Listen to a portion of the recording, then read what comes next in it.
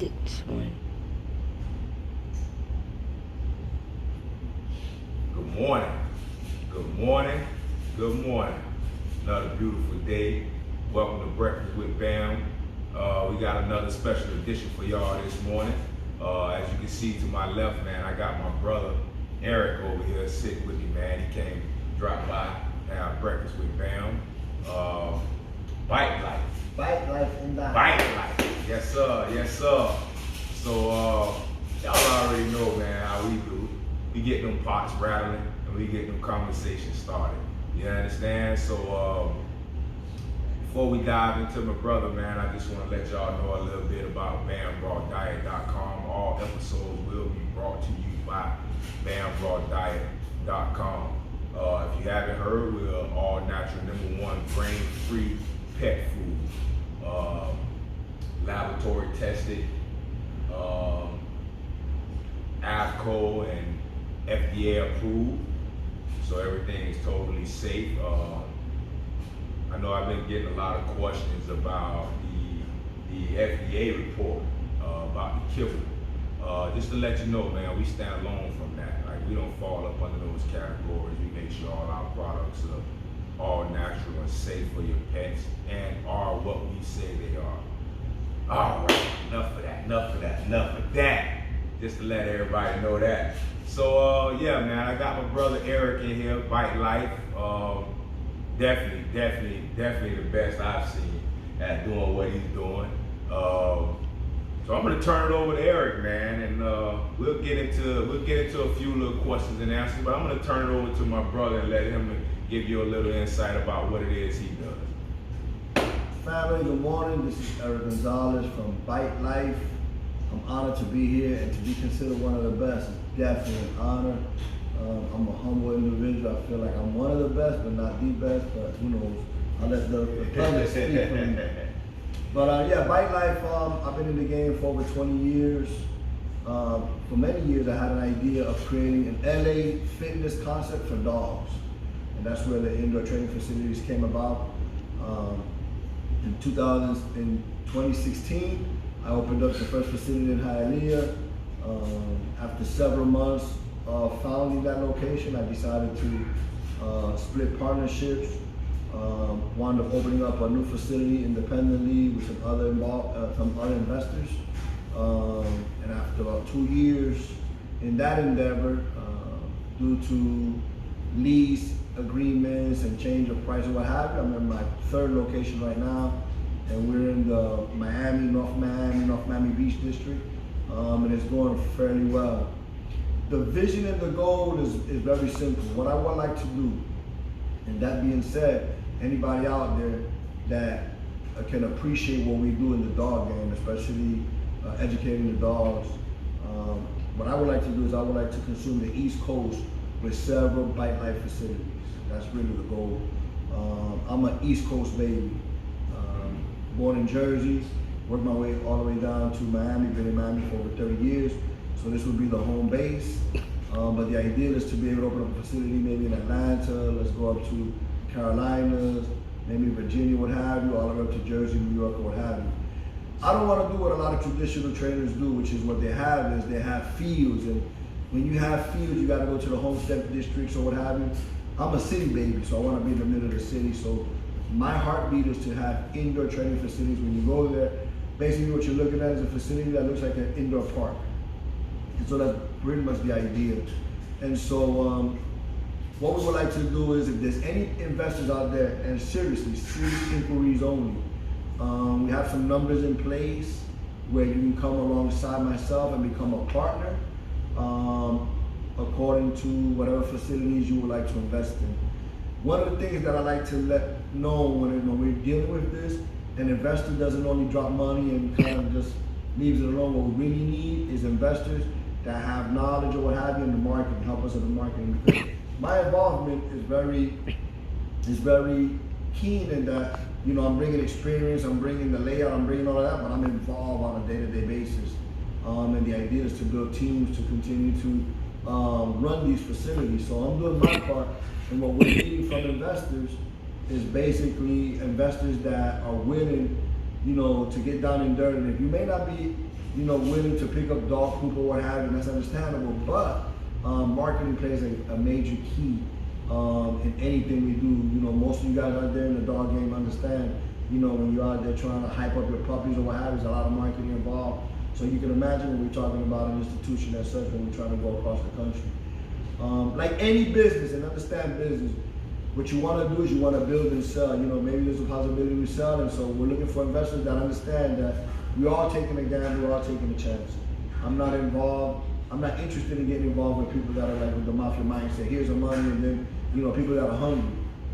We need people that are real investors, an investor that understands that if it doesn't happen, it doesn't happen. If you don't have the skills to come alongside and be an effective marketing person, then let's not waste nobody's time. What I'm looking for is real investors that understand that we build, and when we sell, we'll let the chips fall where they must. The numbers are already in place or what have you, so if there's any serious inquiries, hey, let's get it. Now, that being said, let's get to the bully game. I understand that this is an audience for many that are in the bully game, and I've had the privilege of training many bullies, throughout the years, and there's misconceptions or what have you, and there's certain expectations that are unrealistic to many. Unfortunately, you have these dogs that if you would look at them in humanity is like trying to get a dwarf individual, like a dwarf. Is it proper to say midget? No, small people, small person, what have you. Can you imagine trying to get a small person to try to do something like a LeBron James? It's unrealistic. And so what I find in the industry when it comes to the bully game is I get a lot of requests for like protection type dogs. I used to be a correction officer. I was a correction officer for 10 years. And as confident as I am with myself or what have you, and how healthy I may feel, whatever, I'm not naive. Being as short as I am, it would be more feasible for a convict to try me rather than another individual that's 6'2", 6'5", or what have you. Why? Because they'll feel like they'll have a better chance with me. I say that to say this, I get a lot of requests for the bullies to be protective dogs. And I think for the type of investment you guys make in the bully game, I think it's not a wise decision, because again, why invest in a down a track, down a lane, down an aisle in protection when you're looking at a dog that has a probability of being kicked or pushed around a lot better, a lot quicker than a Rottweiler, let's say. See the difference? There's a difference. So I'm here to make money. I'll train your dog in the realm of protection, but I would try to educate you and try to gear you towards another breed that will be more proficient. I get people that will buy a Dutch Shepherd off of me, which is one of my current breeds right now, and what they'll do is they'll buy that breed to protect their stock of bullies. Why? Because the type of investment you guys are making in the bully game, it doesn't make sense to try to get that little dwarf animal to try to do what is expected for a Rottweiler. Understand? Good. That makes sense. That makes sense. Yeah, I do hear a lot of people talking about wanting to protection train the bullies. I don't see that happening either, bro. Yeah, I tell them quick, like, man, these dogs are so passive. Yeah. If somebody was to break in your house, they might help take your stuff. Like, hey, come on, take me too. Why you leaving me?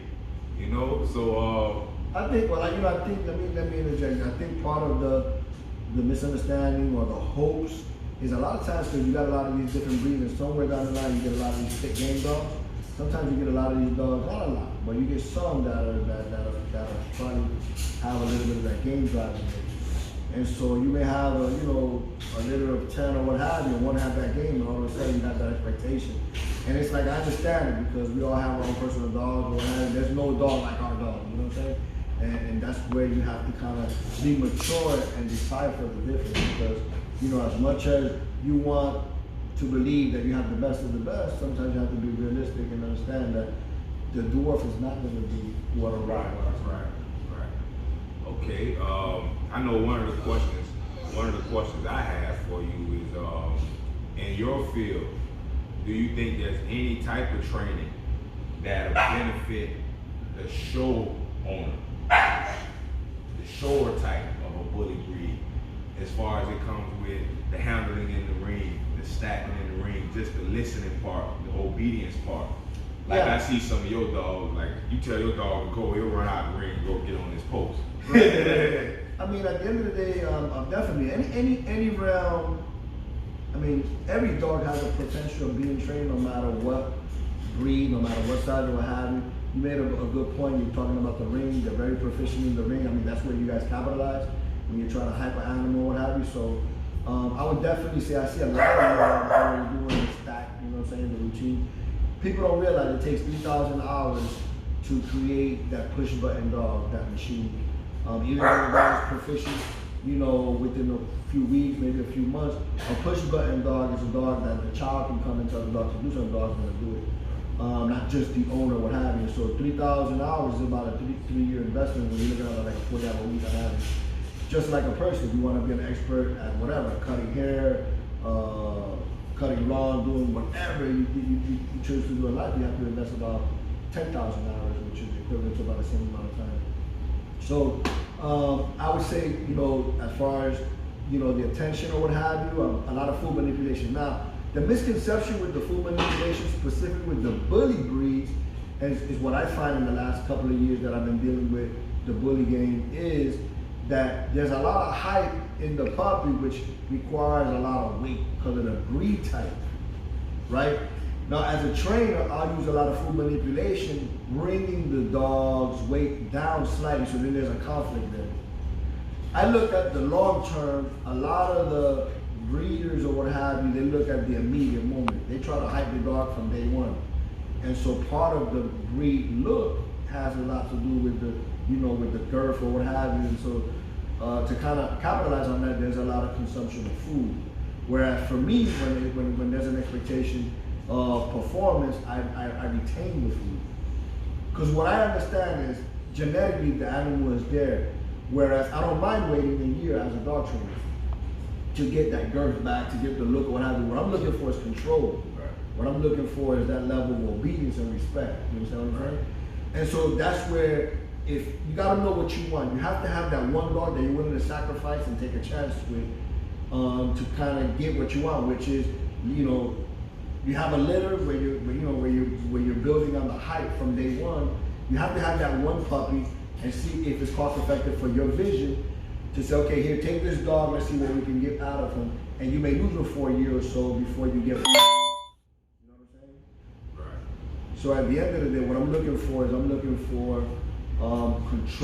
obedience, respect, versus just that overall girth that breeder is really promoting and trying to capitalize. Pushing the dog with the size. So that's understood. That's understood. Yeah, a lot of people don't understand that you know, sometimes in order to get the best results, you got to sacrifice something. Definitely. But you're not sacrificing something that you can't get back. You're sacrificing something temporary to get to a goal, a common goal. Exactly. So I mean, that's pretty much it right there, man. In a nutshell, man. Great guy right here, real stand-up brother, real stand-up guy, man. I've been down to his facility. I don't think I've been down to the new one. No, the new one is fairly new, so we just. I don't think I've been down. I haven't been down to the new one yet. I was down to the last location. And, man, I tell you, man, when you see these dogs, it's some of the amazing. I mean, it's amazing. Like you looking at the dogs and they standing up on all fours, and it's crazy. Like it's real amazing, man. So definitely, man, if you're out there and you're looking for a great trainer, then look no further. Also, I know you have dogs that you do have available that's trained. Yeah, we always have dogs on deck. You know, if you need a dog for the sake of protecting your camp or what have you, I normally have several dogs on deck that can supply that need for you. Just feel free to contact me by way of BAM or what have you, and I'll be more than glad to assist you in any kind of way.